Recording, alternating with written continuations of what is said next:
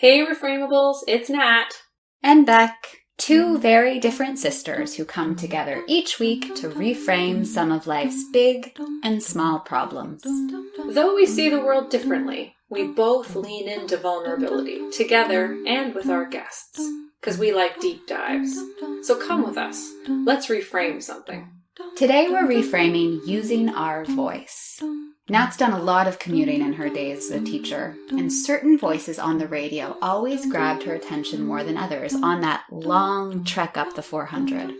One of those voices is the smart, understated voice of Chum 104.5's Caitlin Green, who is reframing her influencer life right now, offstage with a new baby. In this episode, you'll hear a vulnerable conversation with Caitlin, who is also the co-host of the Jann Arden Podcast. She tells us about the loss of her son and how she had to publicly navigate that grief. She talks about a few big names that she's gotten to interview over the years and what Jann Arden's really like, and some unexpected influencers who have shaped how she tells stories now. So if you're in flux and want to hear how Caitlin's navigating using her voice in a different way, this episode is for you.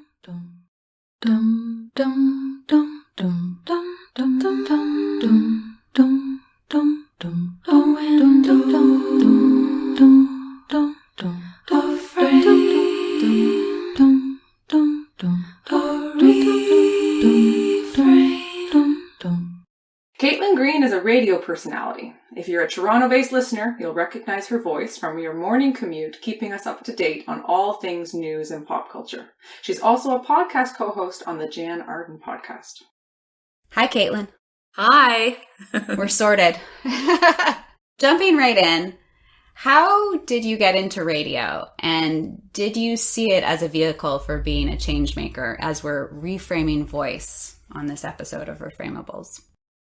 I got into radio entirely by accident, which I always feel bad because radio students will sometimes reach out to on-air personalities and say, can I talk to you about how you got your start in radio? And you want to tell them, oh yeah, I went to the exact same college as you and studied the same course. And then I worked in a small market and worked my way up to a big market. But that did not happen. I was a mat leave fill-in and it was only supposed to be for 6 months. I was actually a fill-in for a fill-in who got another full-time job. So it wasn't even a full year. It was 6 months and I had been working in production for commercials and television. And this was sort of one area of media that I had never worked in before. And I was precariously employed. So I thought, why not do it? Even though I was in my 20s and it involved getting up at 4:30, which was closer to when I went to bed. And so I took the job, and then the woman who was on maternity leave wound up moving to BC. And she didn't come back, so they offered me the job full time. And it was very much more behind the scenes when I started. I was writing a lot of entertainment stories. I was writing content. I was booking guests. I was doing associate producer type stuff.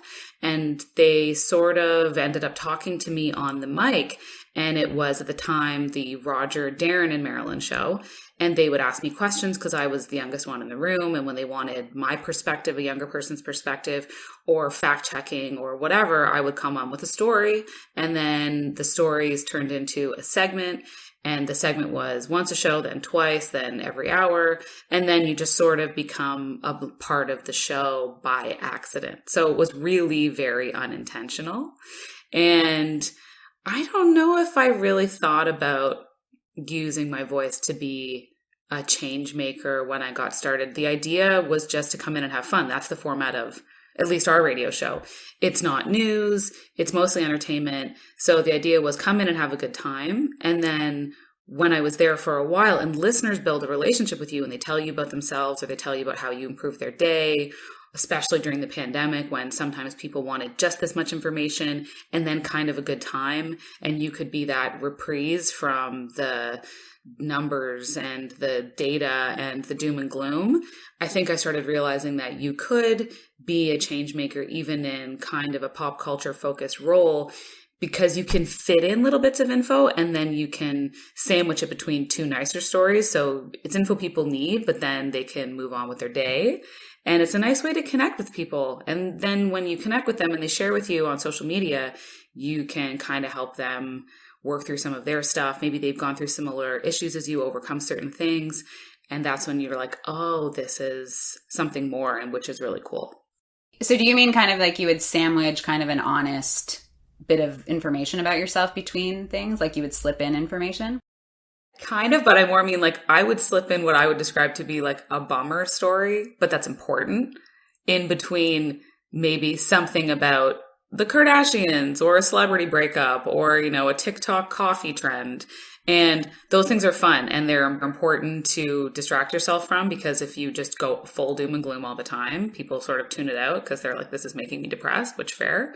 But yeah, so that was when I found you can give people little important pieces of information, especially during the pandemic, that might help keep them safe or might help them inform certain decisions, or they'd be up to date on, when we would be getting certain medical advances here in Canada. You could cover little bits and then say, oh, and by the way, Pete Davidson's dating the latest woman who's way too hot for him. Right. It's funny. I would listen to you on my drive in to work for years, and it was you that I was tuning in for, which was kind of fascinating because, I had listened to the show for years before you joined, but there was definitely a switch for me when your voice started to add to the quilt that was 104.5. So in terms of my morning commute, you know what I mean? Like, it was a really interesting experience. I think I'm older than you, but at the same time, like, there was something about there being a connected part of all of a sudden what was being shared on that platform.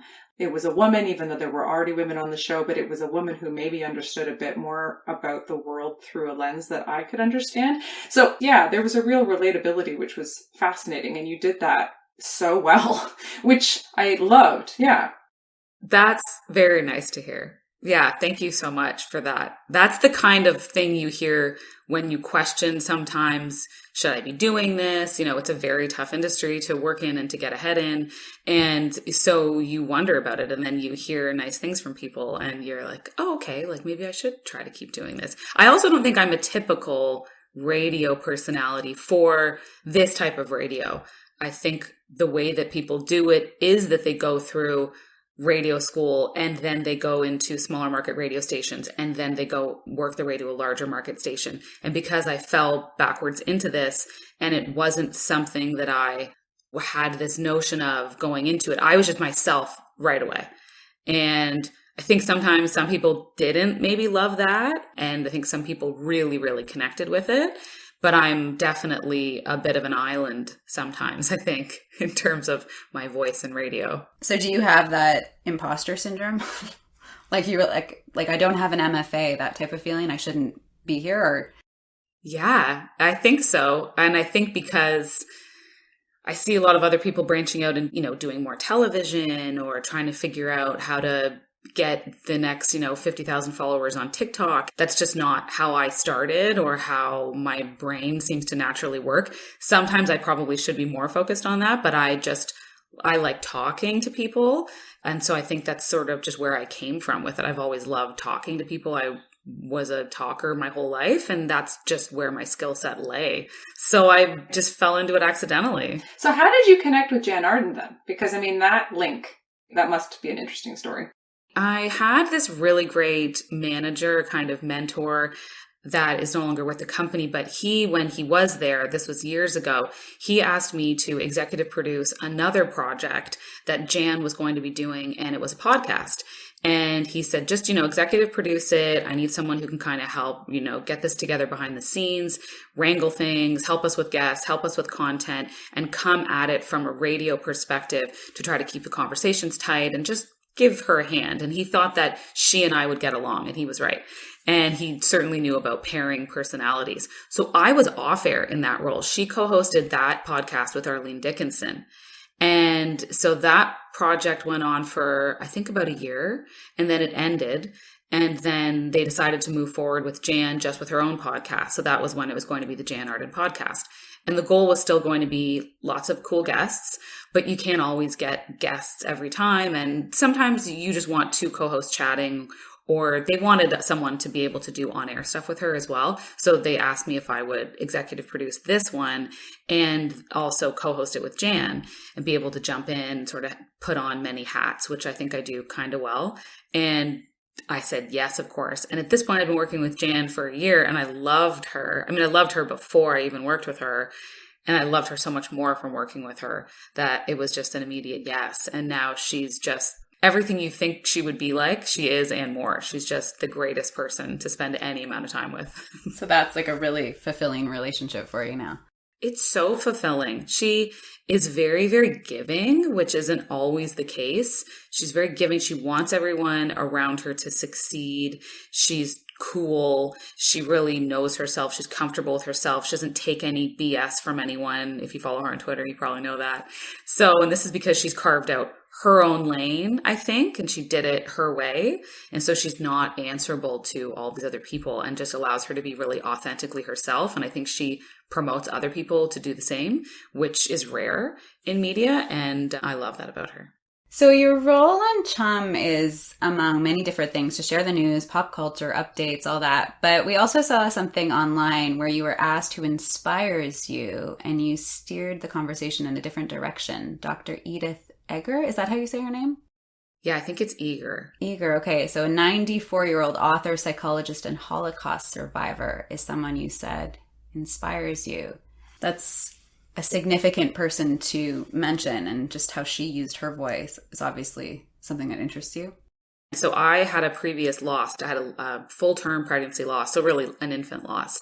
And after that, I was dealing with so much grief that I was looking for resources that would feel hopeful. There are a lot of stories, that people tell, and they're all super heartbreaking. I was going through so much of my own heartbreak that I was really searching for someone who would be kind of telling you it's going to be okay.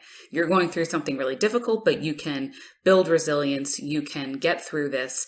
And that's kind of where I found her. And there's another podcast that I started listening to called Terrible. Thanks for asking. I don't know if you guys have heard of that one. Yeah, I've listened to it. Yeah. Yeah. So Nora McInerney interviewed Dr. Eger, and that interview was so change-making for me because you just hear this woman who's been through so much in her life and used every experience, including being in Auschwitz, to further her own resilience and her own story, and to just share that then with other people and tell them that they'll be okay. I think that really put her in a special place for me in my heart. And then I read her books. I read The Gift, The Choice. I just found that it was her amongst many, many people I turned to during that time that really changed things for me. And of course, too, you kind of have this idea, at least I did, that success should happen for you right away. I should be a certain place when I'm 30. I should be a certain place when I'm 35. And she was working in a factory. She'd lost so much in her life. She had young children, and she still found time to go back to school to get her PhD. And she's very, if not now, when, and why not you? Why can't you do this? And she also shared something in her book that she said her mom shared with her. They're on the trains, they're heading to Auschwitz. And she said that her mom said to her, no one can take away from you what you put in your own mind. And I just was like, that's so true, which works both for the negative and the positive. So if you tell yourself a very positive, uplifting truth about yourself, if you tell yourself that you have a lot of self-worth, no one else can take that away from you. And then conversely, if you're constantly telling yourself something negative, no amount of positive external validation is going to be able to combat that negative inner voice. So I'm a huge fan of hers, and I think she's someone you can turn to if you've been through any level of grief or loss in your life. So this is interesting because thank you so much for sharing with us about your own grief. I mean, that's a really big navigation to move through. I mean, I don't know any other way to say that. And it's so interesting that you were able to turn to, in many ways, an elder. Yes. To help through that process. There's something powerful about the idea of kind of intergenerational care there. That's really beautiful. And I listened to this one episode of you and Jann talking, and it was called Thank You for Being a Friend. And oh my goodness, it actually makes me verklempt right now thinking about it because of what you've just shared. And then in that episode, Jann talks about a friend of hers, a listener, who had become a friend, who actually called Jann in the last moments before she went through her own end of life process with her doctor. And oh my goodness, that whole experience of listening to that episode was so powerful. And what I was really struck by was it was a powerful story to share. and Jann is sharing it, but you are there as this really active listener in that moment when she's sharing it. And I was struck by just the power of the voice, and I'm putting voice in quotation marks there a little bit, but of the active listener. And we talk about that in our reframing toolbox as one of the tools to use when one reframes, is looking for an active listener in one's own experience. So I don't know, do you see voice and listening as connected? Oh yeah, like one doesn't kind of work without the other. And I feel as though being a good active listener is something that you have to learn how to do. Some people have it maybe naturally, but it's difficult. And we live more in a society now where you wait for your turn to talk, and people get very anxious about what they're going to say. So they live planning the next thing they're going to say or the next contribution they're going to make. So it's hard to sit peacefully and actively listen. But I think for that episode, especially recognizing that I was very much taking on the role of the listener as well, and that it's a powerful story and one that her friend wanted us to share. And I think that's something that a lot of people, when they're dealing with end of life stuff and mortality, they really want to feel that they've had some kind of an impact and that they'll be remembered. And that's meaningful for their family as well. So I was aware of that when we were recording the show. You know, their family would be listening. You want to be sensitive and just give lots of room for Jann to share how that impacted her, because it deeply, deeply impacted her, as you can imagine. I mean, if you're emotional listening to it, imagine being in Jann's position. She has so much grace around that too, from having dealt with loss in her life, loss of her parents. And I think that's why she was so, in a strange way, well suited to that role. And I just found it nice to be able to actively listen to that story and to take it in. But it was sort of like Jann was the proxy almost in that situation. But you want to be able to really listen and give lots of room for that, and then meaningfully respond, because you can't meaningfully respond without actively listening. So yeah, they're very connected. What's that expression, you guys, about, when you're just, holding space? Is it just that? Oh, well, yeah, it's been perhaps a bit overused, but it is a good one, isn't it? You're kind of just holding space together. Is that another way of saying active listening, holding space? Yes, you're right. I think it does get overused. So some things become like a cliche because you're like therapy chat. Everyone's in therapy now, understandably so. So there's a lot of that language that goes around, and it can feel overly flowery, but that's really what it is. You're just giving someone the space and the time. And I think it's the respect to sit and listen and take it in, and then know how best to respond yourself. And you don't even always have to respond right away. I mean, that's something that I remember Marilyn Dennis from the Chum Morning Show saying.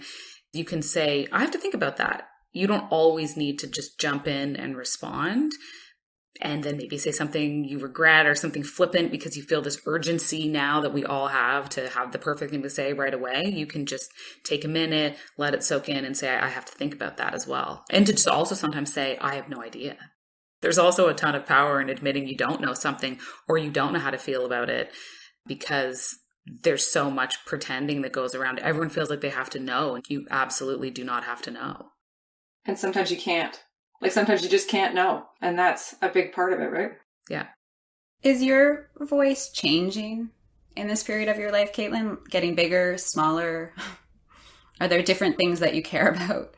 There's definitely different things I care about now that I have a son. So I have a 3-month-old son, and my world feels like it's expanded greatly, but also become, teeny tiny, because it's just about the day to day, the hour to hour, life between naps with the baby. So it's definitely changing.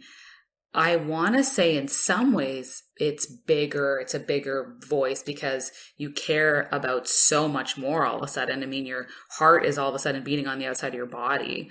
So that starts to happen. But then it gets smaller for a while because I'm on maternity leave and I speak for a living normally every single day on the radio and then once a week on the podcast. And when that goes away and you're on mat leave and you step away from that temporarily, you feel in a way a bit smaller for someone who talks for a living. So I think once that happened, I did notice that you miss that connection point. You miss talking, and you, for me especially, I really miss my career. That's a huge transition.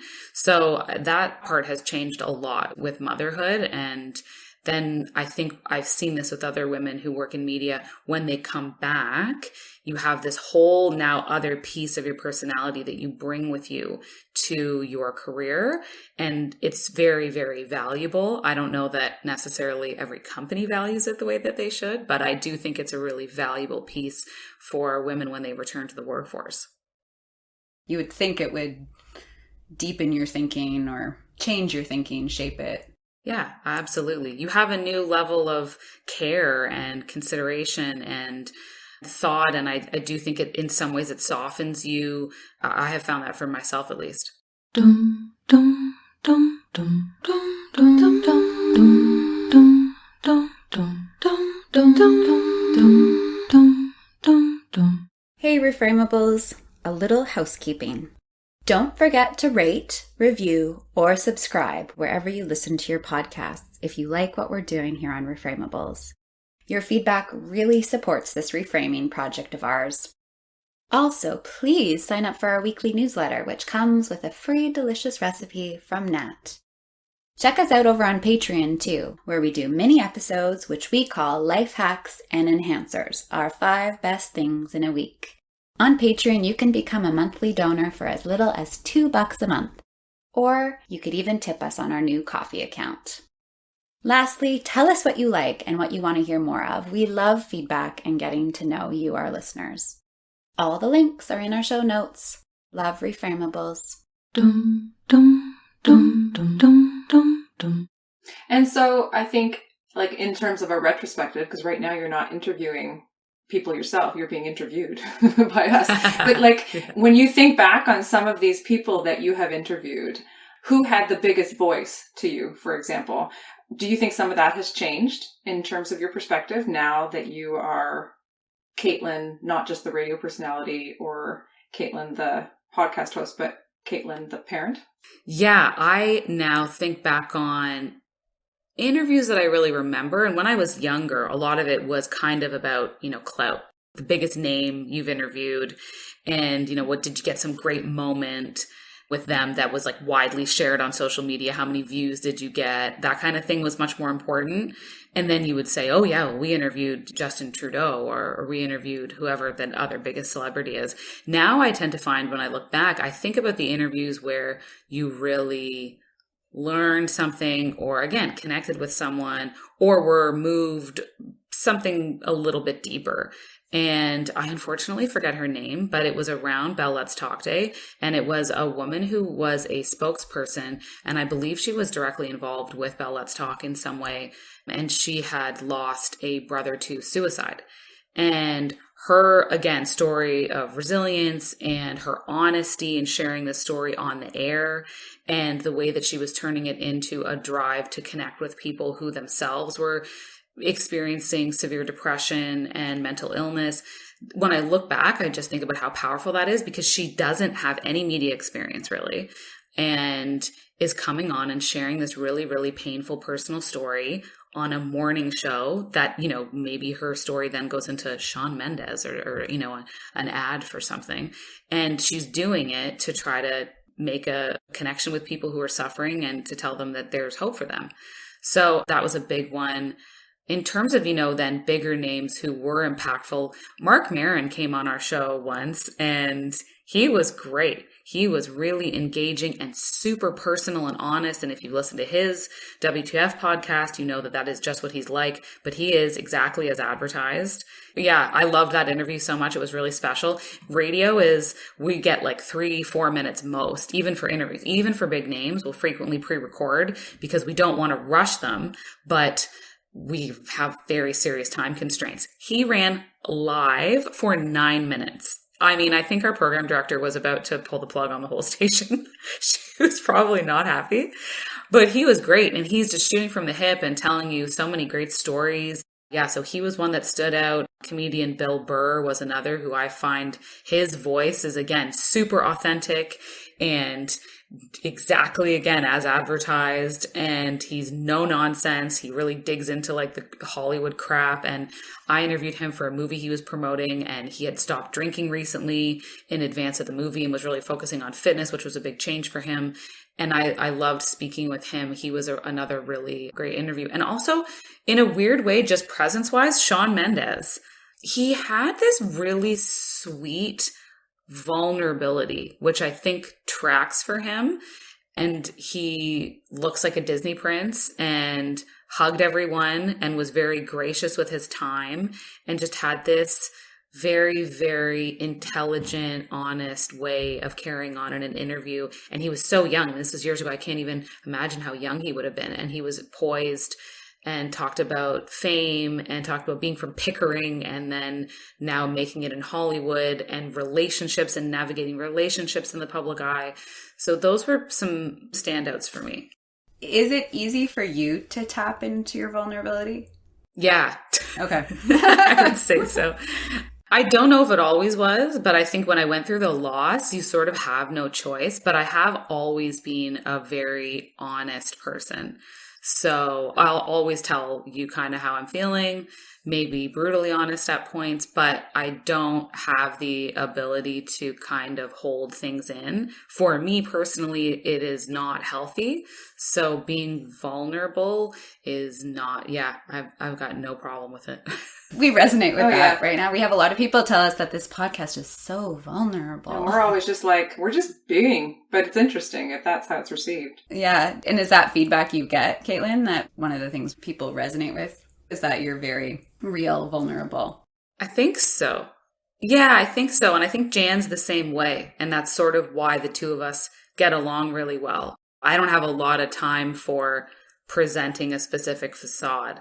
Now, that doesn't mean that I'm going to tell every stranger who DMs me everything about my life at all. But when we're on the air and when we're on the show, I will definitely speak honestly. And I'm not afraid to go there when it comes to tougher topics. I never want to make someone feel bad. I don't think that, honesty has to mean hurting people's feelings or kind of diminishing their experience or trying to be like, I know what's best for everybody.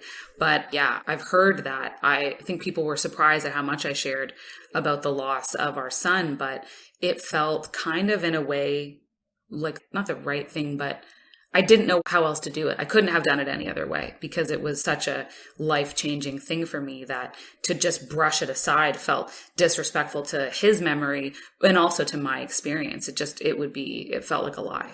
You were working and on air as you were going through that. Well, I took a significant amount of time off actually, but my pregnancy was such a huge part of the show. I waited till I was like 20 weeks to announce the pregnancy. So I thought I was safe, in the safe zone.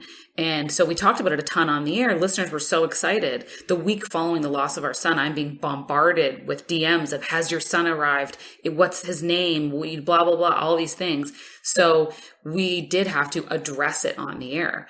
And we had to say what had happened, which was a unique position to be in as a public-facing personality who's gone through a very private, personal loss. Thank God I have such great psychiatrists. And our program director handled it beautifully. The co-host on Chum handled it beautifully. So I tried to look at it as there are other women that this has happened to. There are other families this has happened to. People have experienced loss of all kinds in their life. And so this can be a moment to acknowledge that this has happened. And then we pivoted it into a drive to raise money for the Women and Children's Unit at Mount Sinai Hospital, which is where he was delivered. And they were so great. So we thought we have a little bit of an opportunity to make this loss turn into something more meaningful, where maybe we can help other mothers and babies through fundraising efforts. And, maybe I can connect with other women who've lost children, because it is a very, very unspoken thing.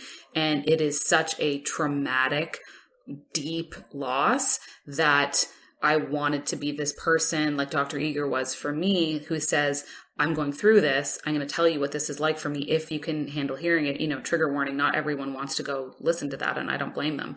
But if you want to use me as an example of someone who's going to try my best to come out the other side of it, I'm here for you. What issues are on your mind right now in this sort of present moment in terms of news or do you need to sort of protect your mind and your where you're at right now so you can enjoy this really delicate period where you're just getting to be with your son? But is there something that's kind of breaking your bubble or that you're wanting to comment on?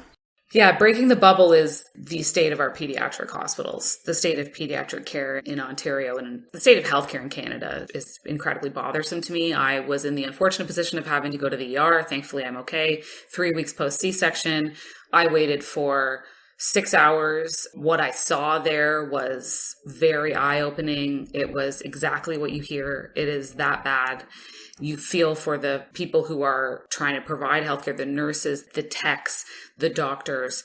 And then for me, I was able to walk out of the hospital and leave. But I'm walking past people who I know are there for much longer.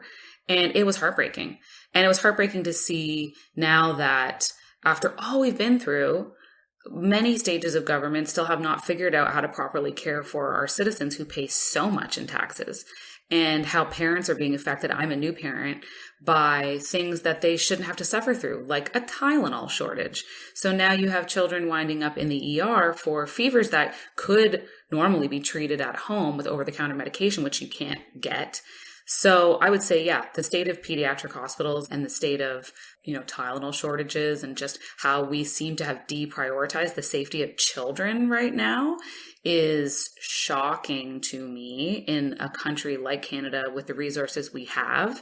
Yeah, that's mega top of mind. And then all the usual stuff that falls into place, like, climate change and the recession and interest rates, all that stuff. I have a variable mortgage, so that's so do I. Yeah, super boring, but yeah, you do think about it. But yeah, I would say anything to do with kids now, I'm very connected to. I was thinking that this morning. My daughter had a lot of fevers when she was young, really scary fevers. And I'm like, what do I need to do to wake up? And what do we all need to do to wake up to some of these issues? Because I'm hearing it. I'm sort of hearing it through a fog. And I'm like, why am I foggy about this? Like, what do I need to do to take action about issues in general? I'm like, do we each need a personal crisis to get awake? And I think, and something I'm thinking about, just rousing ourselves out of our stupors, or whatever fog is over me, that I need to wake up. I think, too, that you see all levels of government realize that the average person is exhausted from such an extended period of bad news and trauma, and you can't take it in anymore. And in life, your circle of control is pretty small. So people have become disenfranchised. So they're less likely to organize protests. They don't have the energy for it. They're less likely to take it to the streets. We have terribly low voter turnout. So I almost think that the apathy has become so pervasive that it has resulted in a lot of government moving like molasses, and then big companies being able to get away with things. You just blame it on supply shortages. Like, I recently found out that the baby formula that my son uses, I can't find it anywhere because this division of the company was recently purchased and they're redoing the labels. They're like revamping the labels. So you can't find baby formula? There's some things like that where you feel there isn't enough criticism, harsh criticism of those types of things because they should be solvable. So yeah, it's hard. It's hard to stay engaged all the time because so much stuff feels like it's falling off the rails. And I don't blame people for feeling exhausted. Like, if you are struggling to just keep your head above water, are you really going to organize a protest downtown? But maybe that's what has to happen so that people know that everyone is paying attention. And parents are exhausted. And parents are so exhausted right now after having their kids home during the pandemic. And now it's enough. So how are you finding yourself using your voice these days? Those are low moments, right? That we are all navigating, but you have a different sort of moment in time to use your voice in ways that is not what you've been used to over the last few years. So what are you doing? I mean, I'm trying to stay as active as I can on social. I'm trying to stay on Twitter. I'll slowly go back there, I think. And I want to go back to the podcast probably before I go back to the Chum morning show because it's, once a week versus every day. Once that happens, I think I'll feel a little bit more like I'm getting out there and I'm using my voice again. But for right now, I would say it's pretty small, talking to friends and family, carving out 45 minutes to talk to you guys today,